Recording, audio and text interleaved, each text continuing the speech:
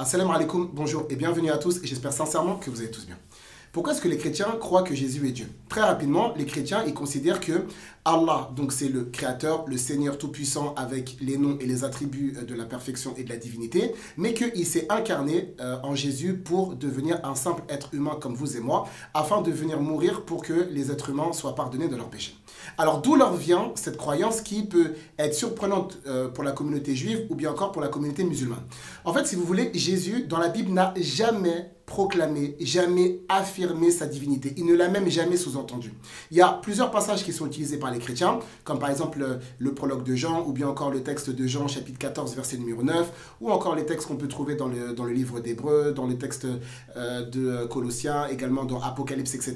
Mais si vous regardez bien, les chrétiens n'utilisent pas vraiment de paroles de Jésus pour prouver qu'il aurait donc prétendu ou bien assuré sa divinité. Pourquoi? Tout simplement parce que Jésus ne l'a jamais dit, Jésus ne l'a jamais enseigné, et Jésus ne l'a même jamais sous-entendu, que la paix divine soit sur lui.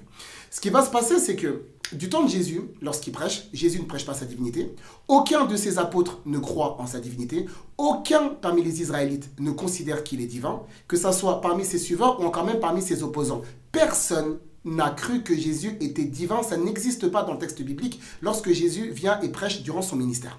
Ce qui va se passer, c'est que une fois que Jésus va partir, que la paix divine soit sur lui, il y a ce que les chrétiens appellent l'ouverture aux nations. Qu'est-ce que ça veut dire? Ça veut dire que Jésus, il est venu pour prêcher aux Juifs. Donc il a prêché la parole de l'évangile, les gens ils sont revenus vers le Seigneur, ils se sont repentis, ils ont suivi sa religion.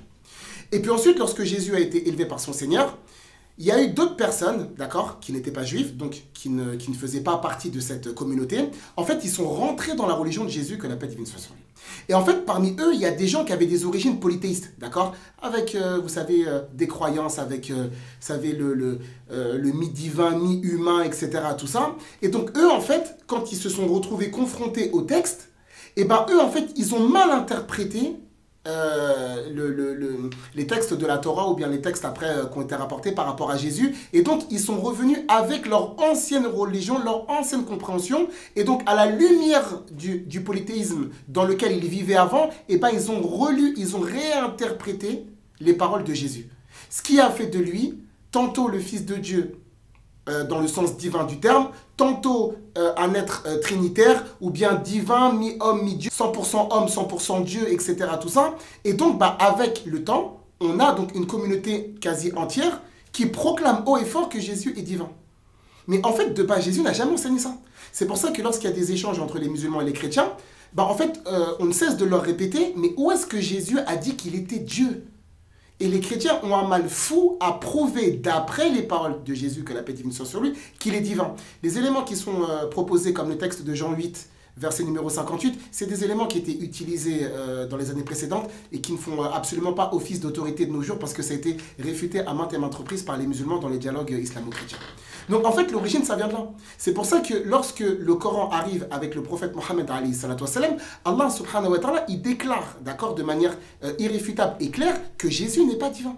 Mais en fait, en réalité, lorsque l'islam vient pour affirmer, d'accord, et contredire le fait que Jésus est un être divin, en réalité, ce n'est pas une forme de contradiction avec la vérité. Pas du tout. C'est en fait une réfutation d'un mensonge et d'une fausseté qui a été massivement relayée. Et donc, en fait, c'est une correction pour retourner au message de base de Jésus, qui n'est qu'un prophète messager, le Messie pour les enfants d'Israël, avec tout le respect et la considération qu'on lui doit. Mais Jésus n'a jamais dit qu'il était divin. Et personne n'a cru que Jésus était divin. C'est seulement après son élévation que les gens ont supposé cette chose, qu'ils l'ont déduite, affirmée et ensuite propagée. Et donc, les générations qui sont venues après, elles ont donc cru à cette information. J'espère que cette vidéo vous aura été utile, profitable et bénéfique. On se donne rendez-vous, Inch'Allah, demain pour la suivante. Barakallahu fikum. Wassalamu alaikum.